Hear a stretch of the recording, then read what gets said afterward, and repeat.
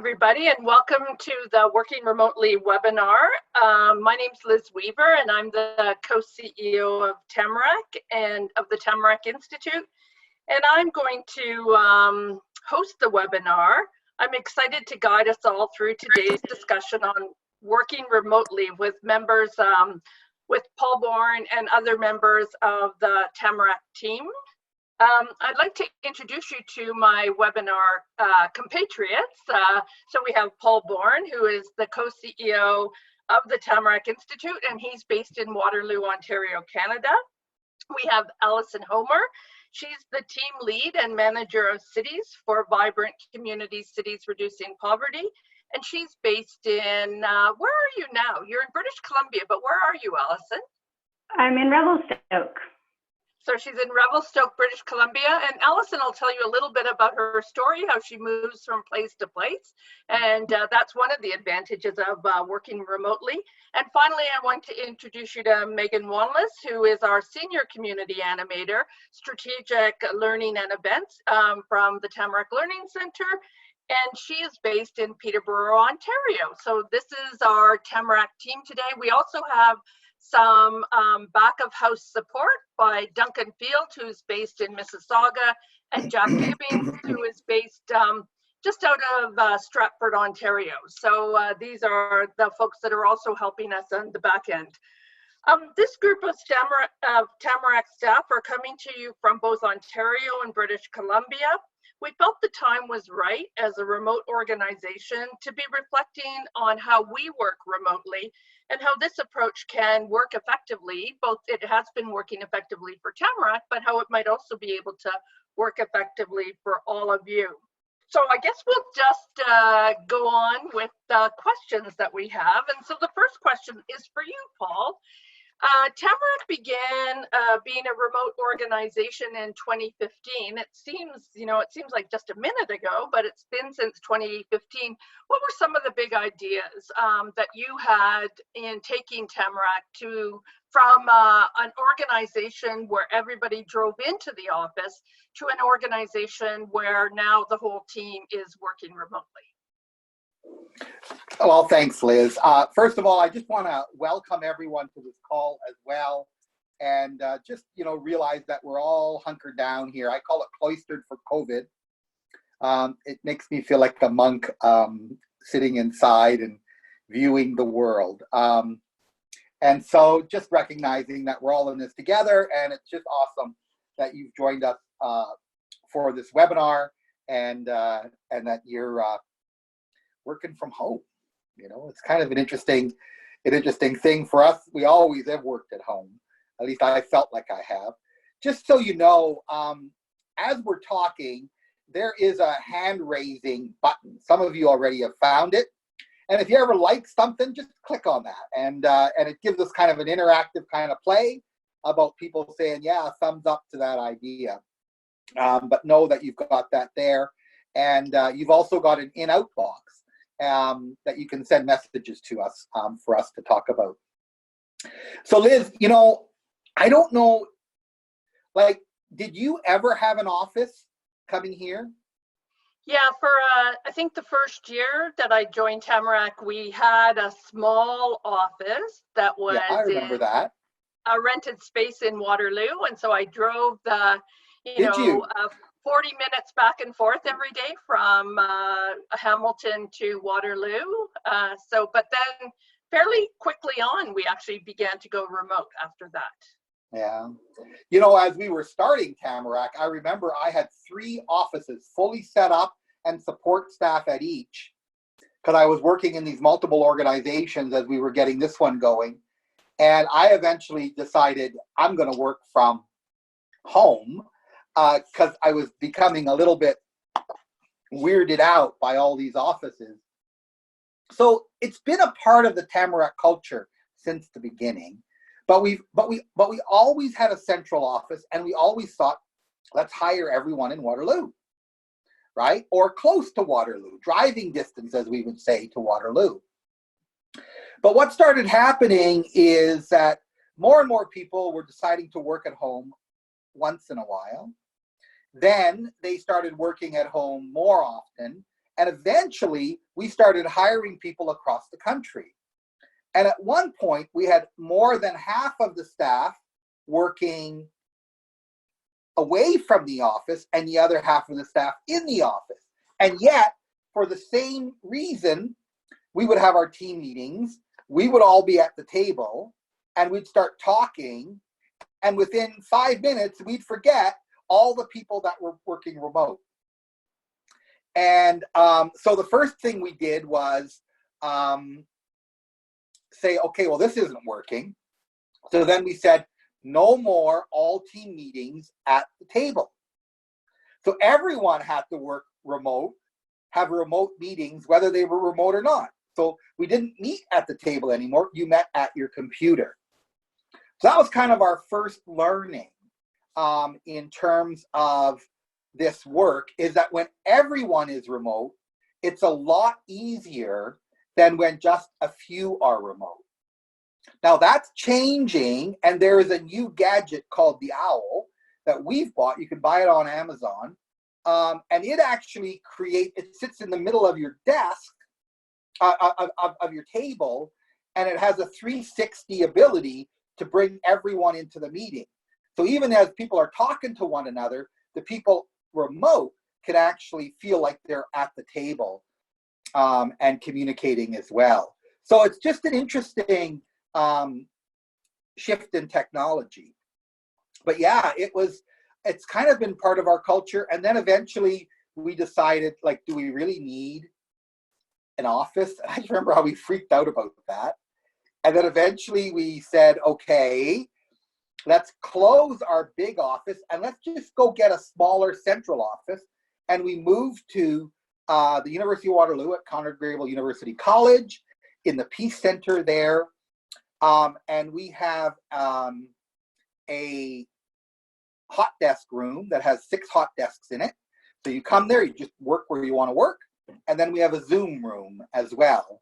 And then there are other things up on that floor that, you know, there's everything from like a phone booth that you can go in and it's soundproof and all that kind of stuff. So when we have our group meetings, we often just all gather there. But because we're across the country, we get together about, I don't know, once a quarter. I know your team is less spread out, Liz, so you guys get together more often. But we still do have face-to-face meetings and that sort of thing. But we've created a massive amount of techniques. And the big thing is culture.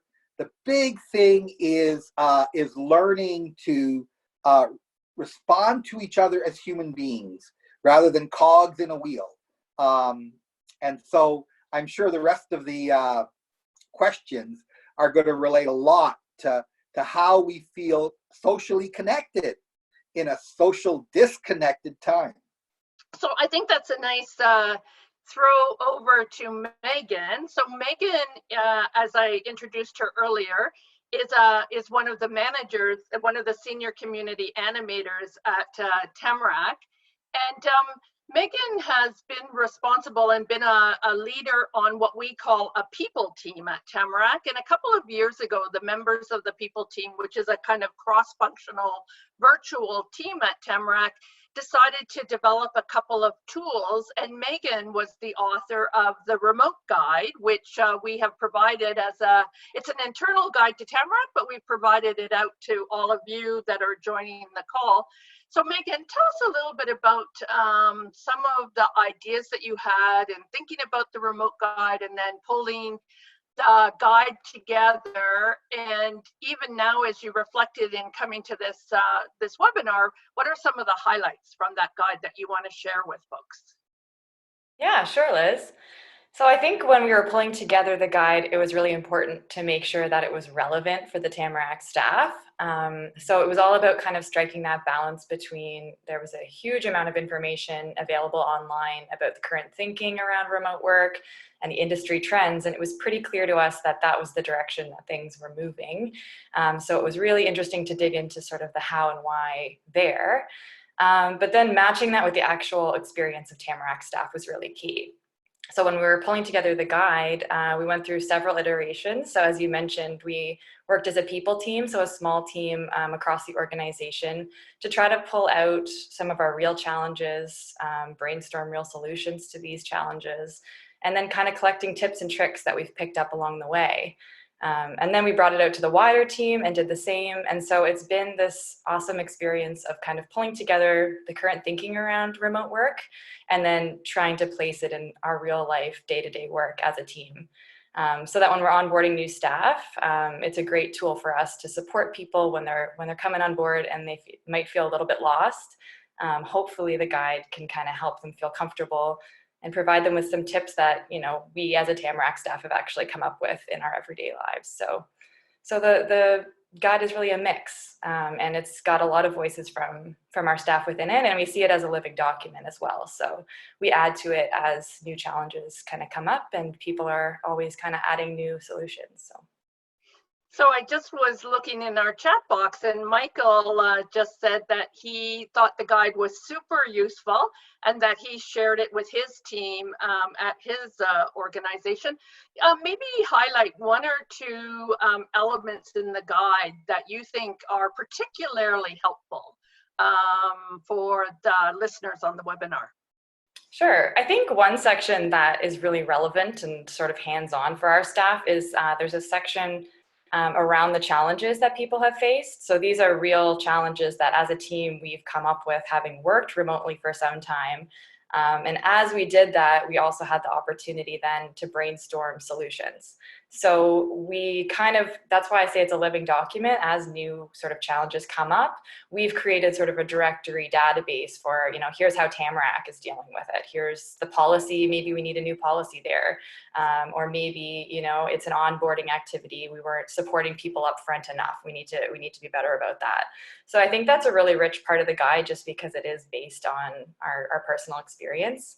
And then there's the tips and tricks at the end, which I think comes from sort of the grind of the everyday working from home and, you know, seeing how people have been successful with it and some of those kind of key learnings that you learn sometimes the hard way. So I think if you're new to remote work, those sections are kind of helpful to sort of situate yourself in the work early on. So you were CEO when Tamarack moved to remote. And what are things that, from your perspective, are important for Tamarack and for the Tamarack team to consider in this remote work environment? So you gave us a little bit of that in your first answer, but what are some of those kind of core underpinnings that we've built into our work at Tamarack that have been helpful?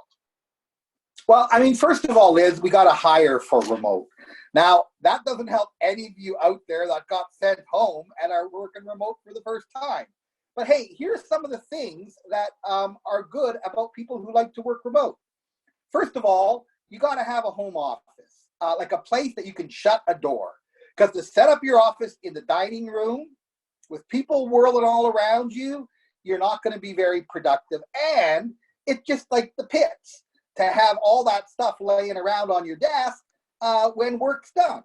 So it's like we really want you to find a space you can close the door. Some people go and set up an office in the basement, right? Some people, like if you have to work in your bedroom because you're in an apartment and it's small, there's other people around, then go and do it. But be really clear when you're starting work and when you're stopping work. Why is this important? Because almost everyone thinks they can be good working at home. The reality is that not everyone is good at being productive working at home. I think at the end, we all love working at home, right? But oh, laundry. Oh, the cat. Oh, I'm going for a walk. Oh, Joe just came over. You know what I mean? Like there's a lot of things that can interrupt your day. And so when you say, hey, I'm at work, I'm at work. Now, here's the other thing. We've also built in loo time and flex time. And so we give people some opportunities. Like, you know, so we're basically saying, tell us at the beginning of the day when you're going to be there. So everybody checks in using Team on Microsoft. Some of you use Slack, some of you use that stuff.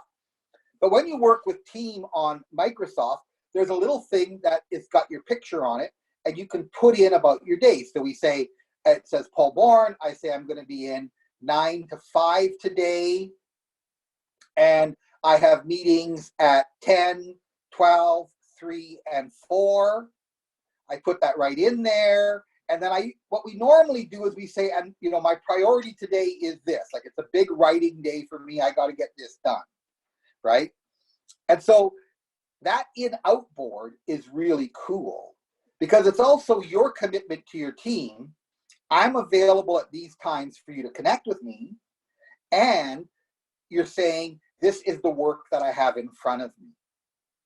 So if people are going to interrupt you, you're going to say, hey, I'm at work.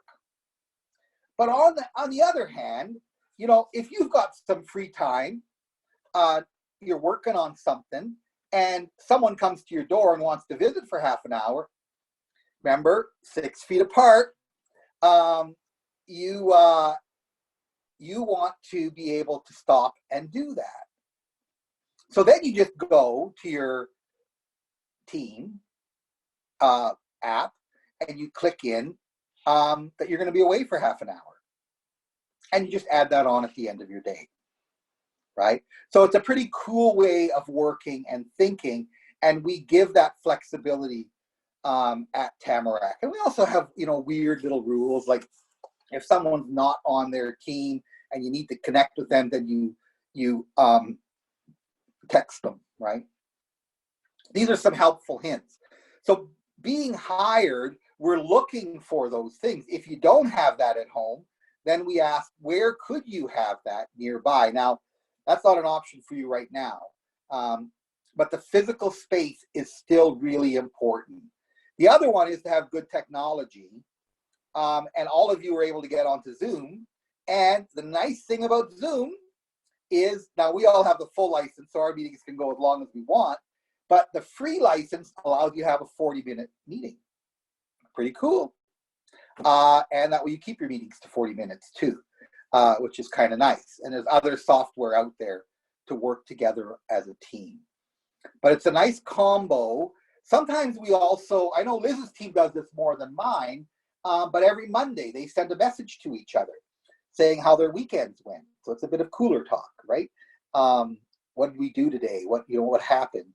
And then at Tamarack, we've got this amazing time. I'm not sure all our staff think it is, but I love it. It's called Tuesdays at 11. And it's a way that we communicate as a whole team. Every week, Tuesdays at 11, everyone's online with their cameras on. And it's just a wonderful way to feel a sense of team. And then four times a year about, we all fly in and we have a retreat. So we have 3 or 4 retreats a year, and the whole organization has a multi-day retreat every year. So we're all together once a year. And that's kind of the cool thing. That's kind of cool, right? You know, you're working at home and you got all your kind of things, but we also have these added to it. Was that what you were looking for, Liz? How about you answer that question too? Well, I was just going to repeat briefly the 4 things that I heard you say, which is technology is important. So having the right technical tools so that you can connect with one another. I think when we discovered Zoom, it actually has transformed our teams, all of our teams, and Tamarack as a team, and everybody, as you mentioned, has their own Zoom account. And so one of the cool things that we learned since we've had to now shelter in place is that we've provided an opportunity for our team members to use their Zoom accounts after hours to connect with family members. So it's a little bit of an added benefit for our team. So technology is really important, signing in and signing out, that kind of communication, letting people know where you are and when you're available. I think that that's been a really important thing. Space, dedicated space for this work, I think is important as well. Even if you are in a small space, create a separate table or some kind of area where you can leave your things and come back to them. But that's, I think, a really critical one as well. And I think it's connection as well. Like you can't pay enough attention to that kind of one-on-one connection with team members, via technology, the check-ins. We in the Learning Center, we do the weekly check-in where we share information not only about our weekends, but what our priorities are for that week. And I know that over in the Cities Reducing Poverty side, you all have weekly call-ins and check-ins that way. So I think that communications and connection is really critical. Allison, Hey, Liz, you've been with us. Liz, just very quickly. First of all, thanks for that. You always make me sound smarter than I am. I appreciate it. But thanks for the repeat. Hey, just a quick question from Marissa McDonald about Tuesdays at 11. And she said, do you discuss work or is it more of a coffee break? And so, Marissa, we have 4 different meetings. So once a month. 5. Right, 5 now. That's right. So once a month, we do check-in. So Liz and I give an update about the state of the organization, and also one staff person a month tells their story. So that's 1 week. Another week we'll do training around technology. Another week we'll do training around people stuff, human resource stuff. And the 4th week we do a question that we all want to talk about. Sometimes it's a strategic question, sometimes it's a policy question. And then we break into small groups. Zoom allows you to do that. And then on the 5th week, when there is a 5th week, we have what's called the Gratitude Week. And at Tamarack, everybody gets a $500 gratitude fund to say thank you to our volunteers and to each other. And we get together, everybody eats a meal together. They'll buy it online. Tamarack will cover that. And then we all show each other our food and talk to each other. And then we all have a discussion about who are we going to thank today. And then we think of one of our volunteers and we send them something.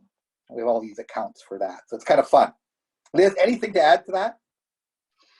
No, I think what we've seen with Tuesdays at 11, we're a pretty big team now. We have about 25 staff, so it feels a little bit like a Brady Bunch call. For those of you, I'm probably showing my age with TV programs, but Brady Bunch, they would look at each other in other directions. But I think it feels like we're more connected because of the Tuesdays at 11.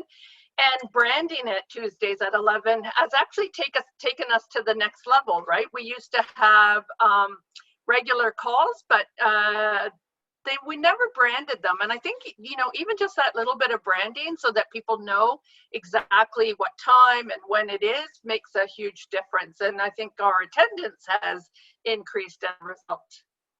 So I'm now going to turn it over to Allison. So Allison, you're joining us from British Columbia, and you've been with Tamarack for a couple of years. And we know that you move between communities. So you're in Revelstoke now, but you're in different places in British Columbia during the course of the year.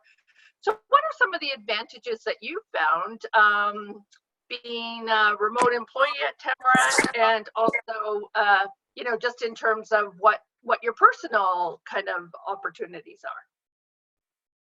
Yeah, so for me, I guess most importantly, the remote opportunity gives me a chance to have meaningful work, but without having to relocate to the big city. So for me, I really find my wellness and my work-life balance in outdoor activities, so things like mountain biking and backcountry skiing.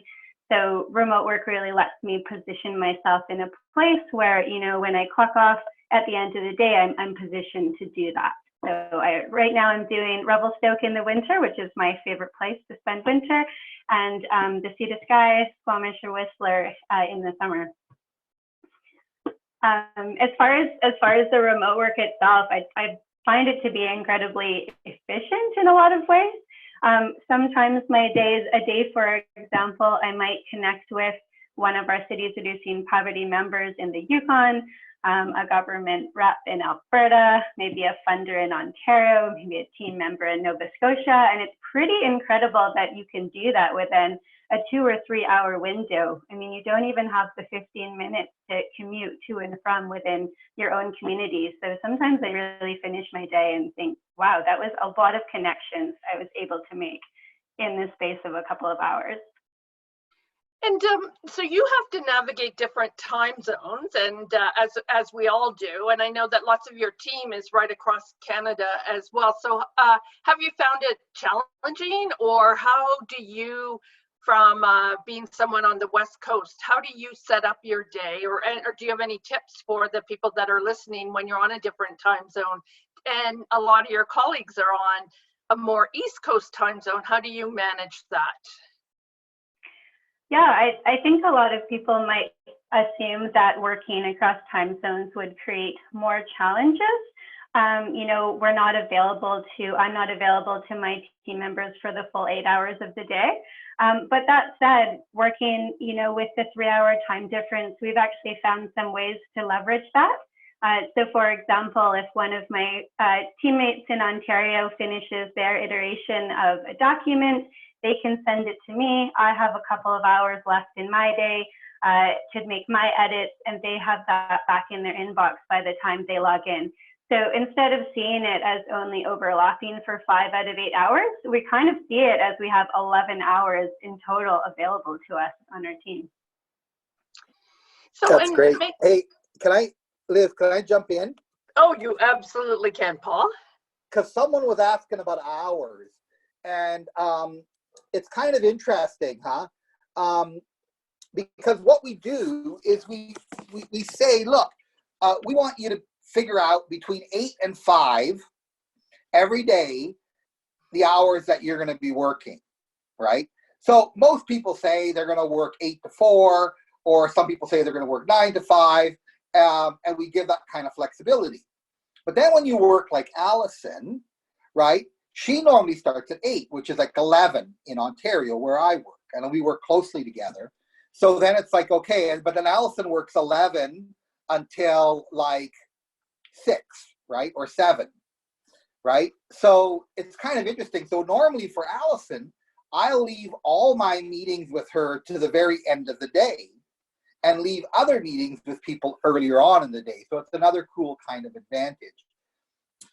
But what we do is we make commitments to work certain hours so that we know when we're in the office. But really what we allow people to do is to set their own hours, especially during COVID, right? Because during COVID, we're open, like we're trying to be at the office 9 to 3.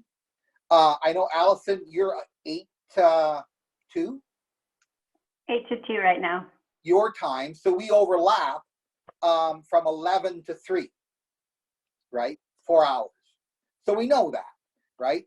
And the reason we're going to shorter hours during COVID is that, number one, it's a lot of stress, not just being at home, but just the pressure of COVID. Like this waiting is heavy, huh? And I always say, waiting for what, right? Sort of waiting to avoid something. But on the other hand, you know, we've also asked staff to use the time they're not working to figure out ways they can be helpful to their community. So that's kind of cool that people are able to do that and are doing that and reaching out. And I don't know what your organization is doing, but I just know it's damn hard to work 8 hours a day with all this stuff going on around us. So I read this morning, everybody, a quick little blog post that was on a website called Efficiency Canada, and they had 5 tips for working remotely, and 5 tips. So here were the tips that they had. So talk every day, not just by email. And maybe I'll ask Megan to maybe respond to this first, and then Paul and Allison jump in. So talk every day, not just by email. Embrace flexibility, but have a work plan. So that's a really interesting one. Be transparent. So let people know. I think, Paul, you've already addressed this. Let people know where you are and when you're available. Make your workspace ergonomic so that you have to make it work for you, and then make time for fun. That was the final piece of advice. And so, Megan, what do you think about those 5 pieces of advice? Yeah, I think they're great. I think the piece about connecting every day, I think what we found has been really helpful at Tamarack, considering so many different people are working on different teams. Setting up a conversation early in the week where you can kind of be clear about what does this week hold for you, where do you need extra support, what are our priorities, and getting on the same page at the very beginning of the week. And then having a good relationship with your manager, that the door is kind of always open. So as things kind of come up, if you need to rejuggle, then you can kind of work it out as you go. And then just kind of also, I would argue, giving people the space to do that work and not over checking in, and just trusting that we've identified the priorities and we have a relationship where you can come for help or support if needed. Because I think in remote work, I think we all have to retrain our brains, because we're not in an office, to sort of wonder what people are doing, wonder where they are with certain projects. So I think having that communication right up front in the week, and then having a good relationship with your team and your manager to kind of do the work with the support throughout the week is a big takeaway that I can kind of pull out from that list. Great. And Allison, any comments that you have? Paul, we're seeing your hand on the screen. I know, because I'm interacting with the participants. So, Allison, any comments that you have about those 5 tips? In terms of talking every day, I know it's relatively recent for us with Tamarack that we turn our cameras on. And I know that's something that, it can be a bit uncomfortable at the beginning, but I think we've really embraced that. And now every time we talk to our team members, we turn them on.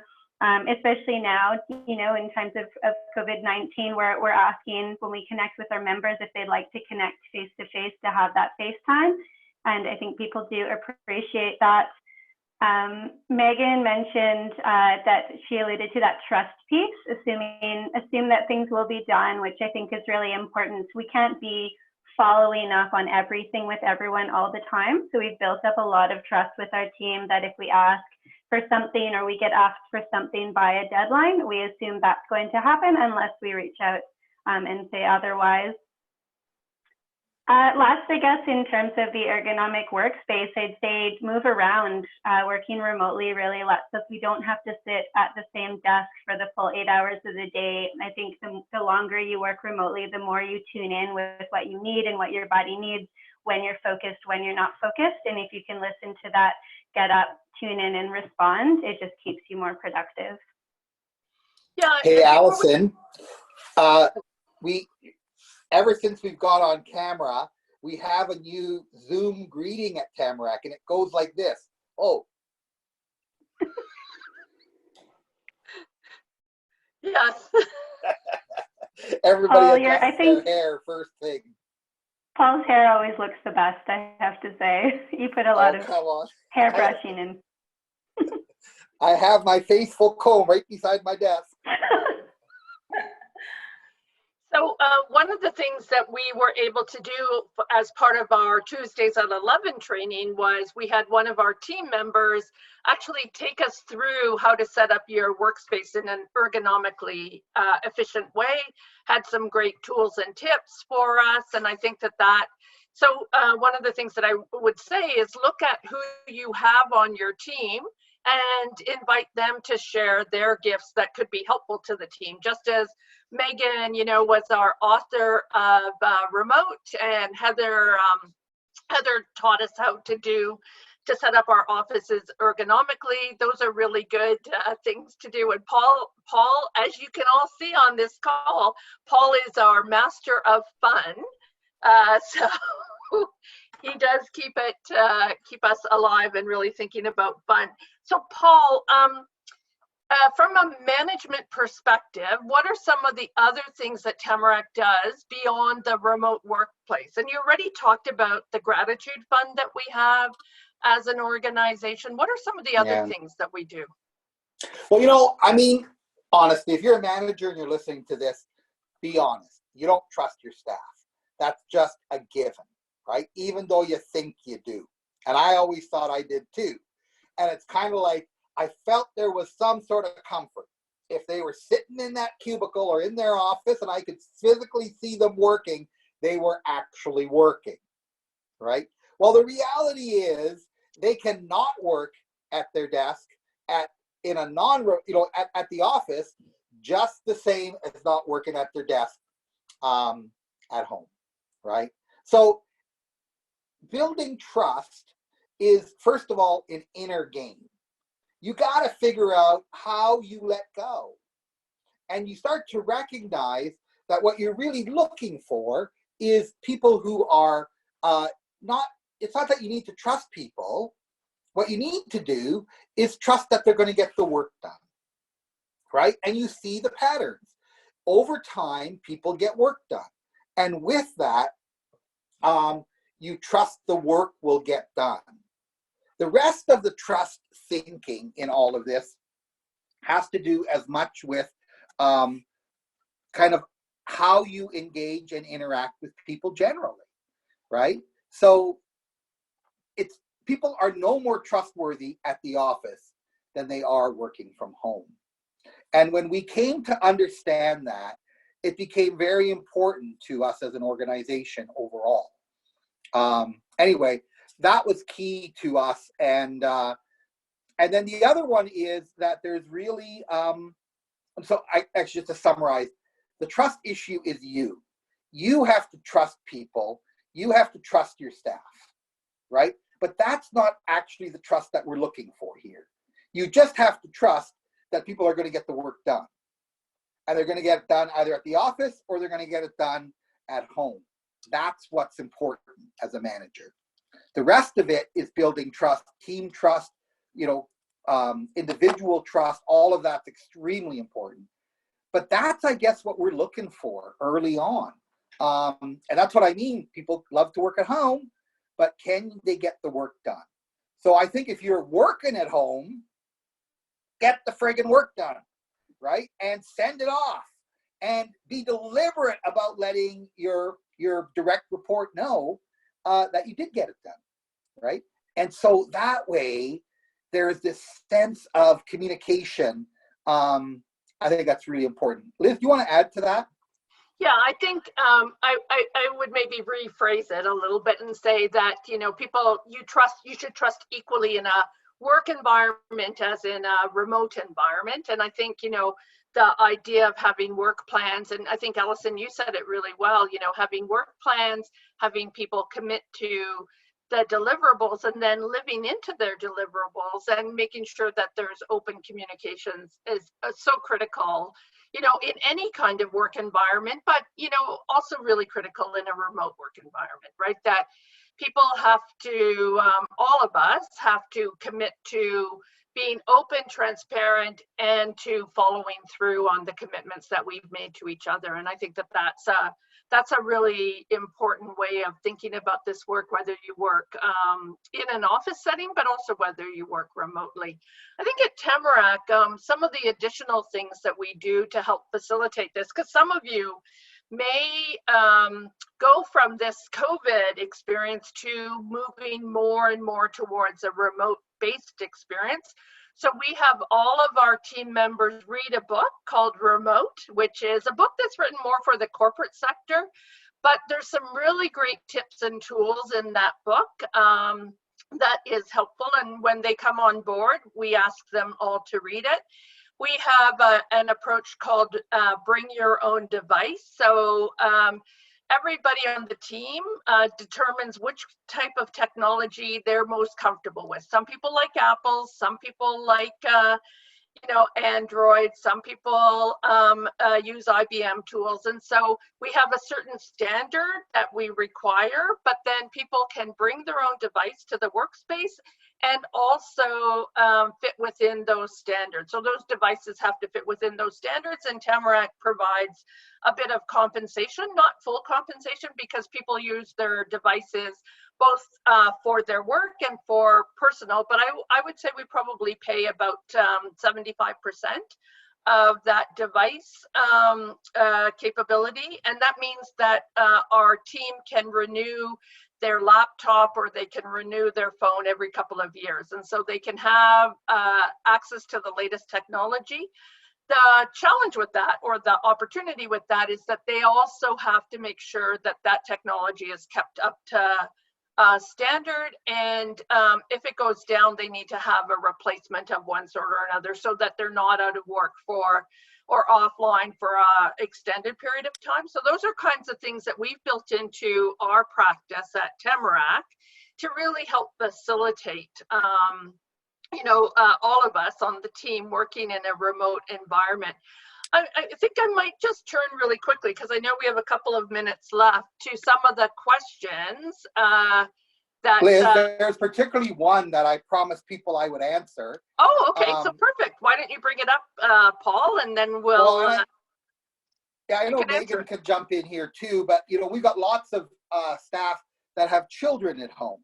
And so people are saying, how do we do that, right? I don't know if you saw that great Facebook, it was a Facebook cartoon going around, and there was this mother happily working at her computer, and it said, this is how you work at home with children. And then it panned over to the children, and they had tape around their ankles, tape around their wrists, and tape over their mouth, right? And she was happily working away at her desk, big smile on her face, right? So she was exasperated. So we know what that's like. So there's a couple of things that are happening right now. I mean, if you're at home with a partner and they're also working remote and you've got kids at home, I don't know what your organization's policies are, but ours are that you kind of got to split up your day. So some of our staff are working 4-hour days, 6-hour days.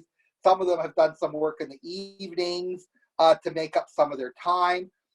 Now, we've given lots of flexibility because we've said you can use all your sick time. And we have lots of it here for being at home with your kids. So we use that all year long, and we're using it here. We're talking about lots of more other options about how to do that, but it's everyone as an individual basis, right? Some people are lucky where, they have 2 parents, but one parent isn't working, and they're able to care for the children.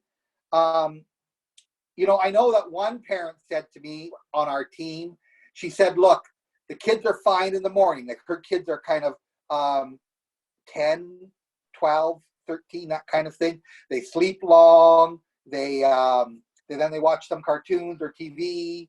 But then by about 1 o'clock, she can hear them and they start fighting, right? And so she takes a break at around that time and does something with them until they settle back down to their activities, and then comes back and does some work. I mean, the reality is you got children at home. And I don't know, particularly if you're a boss out there, or a direct report, a supervisor, whatever you call yourself, just like get a life, right? Like you can't ask for 100% when you got kids at home, right? And, someone's cloistered, right? And they've been asked to stay at home. So we got to figure out the slack here for a while. But, it works really well.